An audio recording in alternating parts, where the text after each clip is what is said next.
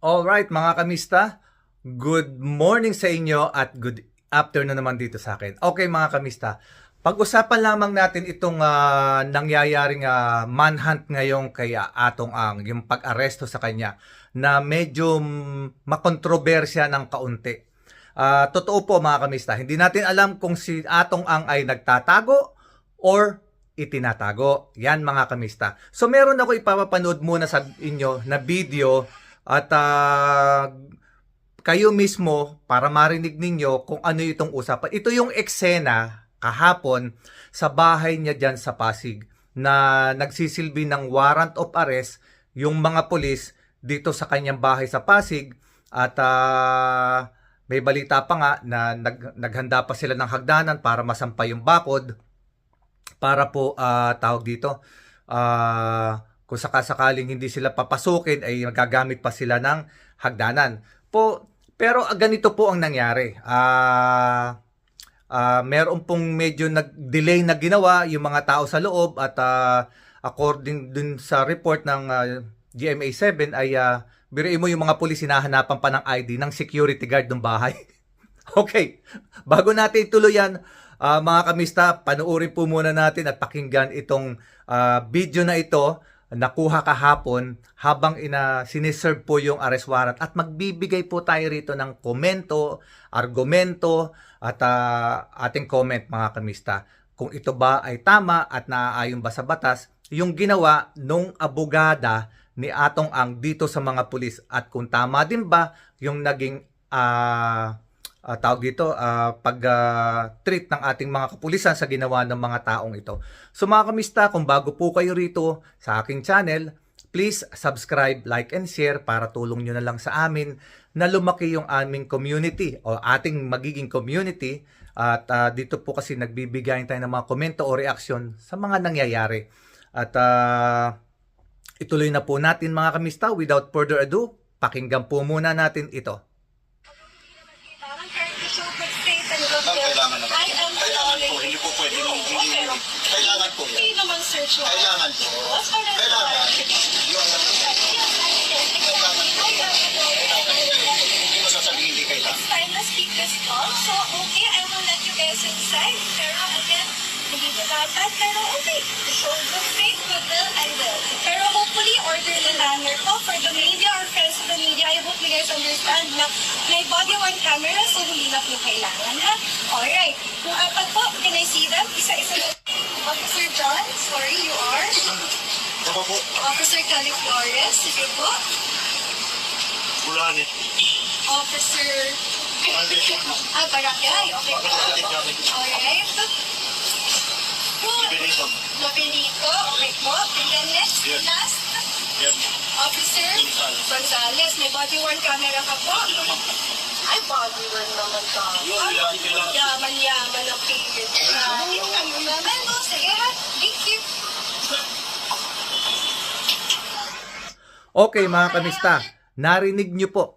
Although medyo malabo po ng una kasi maingay din po yung video pero liliwanagin ko po. According po dito sa babaeng ito na lawyer mismo ni Atong Ang, actually bago nangyari ito, matagal muna silang pinaghintay. Ang humarap muna sa mga pulis ay itong mga security guard. At ang nakakatawa nga po dito, yung mga security guard hinahanapan po ng ID, yung ating mga kapulisan na aaresto kay Atong Ang na nagsisilbi ng warrant of arrest. At ang isa pa nakakatawa rito ay hindi sila basta-basta pinapasok at ayaw nga po silang papasukin. So, sa madalit salita mga kamista, nagkaroon po ng mahabang delay sa pagse-search ng sa pagbibigay ng warrant of arrest dahil hindi naman po kagad ito tinanggap nga noong mga nandoon. Ngayon, bibigyan din naman po natin ito ng argumento, tawag dito, itong pagsisilbi ng warrant of arrest mga kamista. So ano ba ang tawag dito yung karapatan ng mga pulis na nagsisilbi ng warrant of arrest? Bibigyan po natin ng dahilan yan at kung tama ba yung ginawa ng mga pulis at kung tama rin ang ginawa nitong abogada. Okay, eto mga kamista. Ang nangyari kasi ganito. Medyo excited ako i-explain sa inyo mabuti ito. Okay, may warrant of arrest po na inilabas ang ating korte. Sa makatuwid po, ano po ba ang ipinag-uutos doon sa warrant of arrest? Kagaya po ng sinabi ko kahapon sa previous vlog ko kahapon, nung nilabas nga po yung warrant of arrest, ay sinasabi po doon, kinakailangan po ang mga arresting officer ay merong body-worn camera at merong isang backup na camera sa pagsisilbi ng warrant of arrest. Yon ay isa sa mga tawag dito, kinakailangan sa pagsisilbi ng warrant para makita yung tamang pagsisilbi ng warrant of arrest kay Atong Ang. So ganito po yan mga kamista. Narinig niyo po yung babae. Ayaw po silang papasukin actually at ang yabang-yabang nung abogadang ito at sinasabi na hindi naman daw po kinakailangan pasukin sila dahil wala raw pong search warrant. Merong konteksto na to warrant of arrest dala nyo, hindi naman search warrant. So may katuwiran. Pero mga kamista, pero actually ganito yan. Ito yung sitwasyon, ito yung babasahin ko sa inyo kasi ni-research ko na rin. Pag may hawak silang warrant of arrest issued by a competent court, ito yung ingredient sa tamang pagsisilbi ng warrant para maging legal. Ito ay kung may hawak na warrant of arrest ang nagaling sa isang competent court. Ibig sabihin, yung korte talaga, competent court na nag-issue sila talaga ng warrant of arrest na isisilbi ng pulis. Kinakailangan yung magsisilbi ng warrant of arrest ay ipapakilala rin nila yung kanilang mga sarili bilang mga pulis. Ipapakita nila yung mga ID. So eto ngayon, any refusal ng occupant ang nagbigay ng legal ground for forced entry. Eto, kinakailangan din kung mayroong refusal ang occupant, yung bahay, kung saan nandoon yung sinisilbihan ng warrant, kinakailangan may legal ground din para makapag-force ng entry. Halimbawa, ganito, sinilbi ko yung warrant of arrest.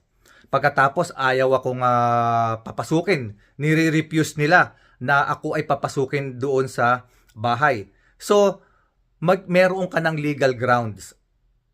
May legal grounds ka na ipilit na pumasok sa premises dahil unang-una may hawak kang warrant of arrest na inisyo ng competent court. Pangalawa, na ipakilala mo na yung sarili mo bilang pulis, pinakita mo na yung ID mo. So, kung ayaw pa rin lang pumayag, pwede mo po itong puwersahin para pumasok at hanapin yung taong hinahanap ninyo doon sa nakalistang address na yan. Ngayon, ganito mga kamista, kung wala ang mga ito, halimbawa, lahat doon sa tatlong nabanggit, kung wala yon, ay magiging unlawful po iyon. Unlawful, ito po ay batas po ito yon ng Article 3, Section 2 ng 1987 Constitution. The right of the people to be secure in their persons, houses, papers, and effects against unreasonable searches and seizures of whatever nature and for any purpose shall be inviolable. Okay, so nasa Constitution po yan na pagka wala po yung tatlong unang nabanggit ay hindi mo po pwedeng ipagpilitan yung sarili mo. Kung wala kang dalang arrest warrant, kung hindi ka nagpakilala, hindi ka basta-basta pwedeng pumasok sa isang bahay dahil bawal po yan, nakalagay po yan sa batas noong 1987 Constitution, Article 3, Section 2. Eto, ang pulis kinakailangan pag kumatok sila sa pinto ay mag-announce sila na sila ay person of authority. Kinakailangan ipakita nila yung warrant of arrest at basahin din po kung kinakailangan. Kung ang occupant ay nag-refuse pa rin na buksan ang pinto, eto nakalagay dito, they are legally allowed to break in or use reasonable means pag-akyat sa bakod para lamang ma-execute ang kanilang arrest warrant. Ito po ay ang doctrine na knock and announce. Ang tinatawag po itong doctrine na knock and announce. Ito po yung officer must give notice before forced entry. Halimbawa, ako yung pulis. Sabihin ko, pulis ako si ganito, itong katungkulan ko, ako yung nagsisilbi ng warrant of arrest at dahil sa ayaw po niyo akong papasukin, ay ako po ay mapipilitan na umakyat sa inyong bakod at para pumasok sa inyong premises at isilbi ang warrant of arrest sa taong aming hinahanap. Mga ganyang bagay, mga kamista. Ito po yung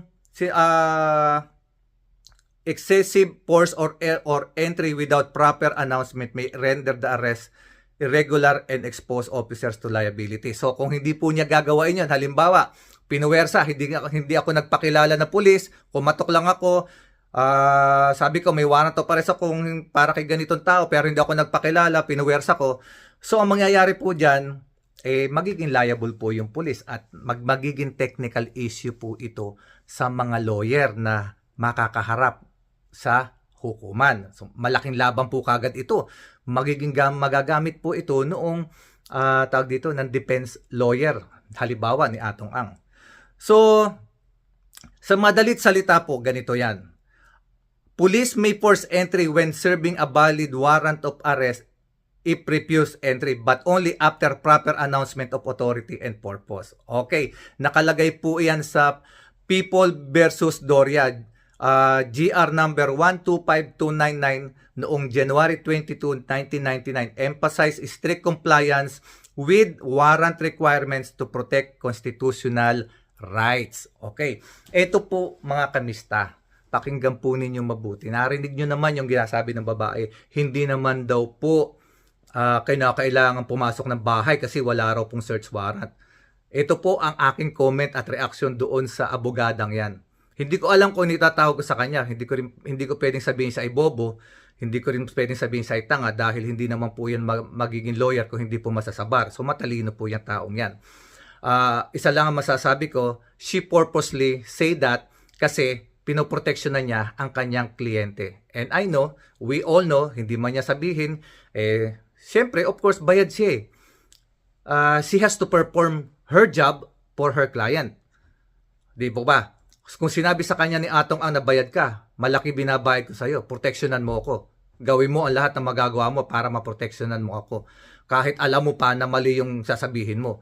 Dahil bayad ka, ipagtanggol mo ako. Ganoon po kasimple ang logic na yan. So, kahit na itong lawyer na ito, alam niya, abogada siya, sinabi niya, hindi raw po pwedeng pumasok at hindi naman kailangan pumasok dahil wala naman daw pong search warrant. Okay, so, ito naman po sa side ng mga pulis. Ang sabi po ni Sir, ay sabi niyo, hindi po pwede po kami pumasok, meron po kaming arrest warrant. Totoo yun. Pero sana, dinagdagan sana ni Sir, yung pulis na sa mga ganitong pagkakataon, dapat nakahanda din po sila. Dapat binanatan ni police officer itong si lawyer na nagmamagaling na meron kaming karapatang pumasok dahil meron kaming warrant of arrest na ibigay na namin ang aming mga pangalan, ipinakita na namin ang aming mga ID. So we have the right na pasukin at hanapin yung mga tao na aming sisilbihan ng warrant of arrest dahil itong address na ito ay nakasaad sa kanyang mga affidavit. So dapat handa din yung police officer na sabihin doon sa abogada na under dito sa section na ganito ay inaalaw kami ng batas at hindi kami lumalabag sa batas pag ginawa namin ito para masupalpal yung nagmamagaling na lawyer na ni Atong Ang. So mga kamista, kaya ko naman nasabi na itinatago ba o nagtatago kasi ang laki po noong time delay nung dumating yung mga pulis. Hindi po kagad sila pinapasok and at the same time nagtataka ko bakit 4 na pulis lamang ang pinayagan nilang pumasok. There should be more people o warrant officer na nandoon. Hindi naman po nililimitahan kung ilang tao ang gagamitin mo sa pagsisilbi ng warrant.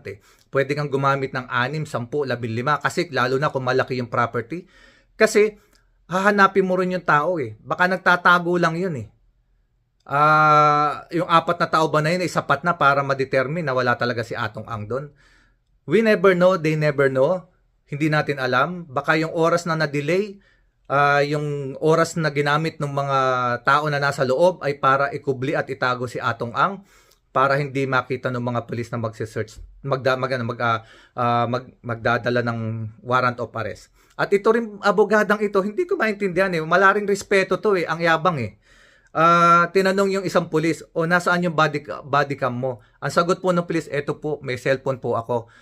hindi rin nagbabasa tong lawyer na to eh. Ang ni-require lamang ng judge na nag-order ng warrant of arrest, kinakailangan merong isang body cam at merong isang backup camera na gagamitin para sa pagsisilbi ng warrant of arrest. Eh, sinabi ng pulis na meron na pong body cam yung isa at ito po ay backup. Anong sinagot ng babae? Nagparinig pa siya, ang yaman-yaman ng PNP, kayo naman. Ano ibig niya sabihin doon? Alam mo, itong abogadang to, very ano to eh, may pagka maangas. Sorry ma'am ha, pero ang angas mo. I know you're doing your job for your client, pero parang ano wala ka sa posisyon para magsalita pa ng ganun.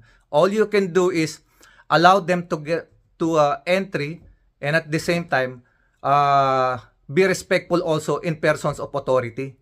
Hindi ko mo abogada ka, ikaw ang masusunod at ikaw ang mataas. Akala mo, utang na loob pa ng mga pulis na pinapasok mo sila. Alam mo naman, for sure, bilang abogado, na they have the right to serve the warrant at nagawa na nila yung kanilang mga dapat gawain. Nagpakilala sila, pinakita nila yung kanilang mga ID, na sila ay totoong mga pulis at ipinakita ang warrant of arrest na kanilang isisilbi. So mga kamista, we don't know, we never know kung nagtatago ba o itinatago itong si Atong Ang. I think both nagtatago at itinatago. Ikinukubli siya ng mga, siyempre ng mga taong nagpo-protection sa kanya. Pero isa lang masasabi natin, sabi nga, kung wala kang kasalanan, harapin mo. Isa na dyan, si Laila de Lima, na pinakamalaking pwede kong ihalimbawa. Si Laila de Lima, pinatunayan niya, hindi siya tumakas. Pinatunayan niya na kaya niyang harapin ang kanyang kaso sa lahat ng korte para patunayan na siya ay walang kaso at lahat ng kanyang lahat ng sinampang kaso sa kanya ay mga gawa lamang hanggang sa siya nga ay napawalang sala at napatunayan na siya ay biktima lamang ng mga false accusation. So itong si Atong Ang hindi natin alam bakit gano'n ang ano niya.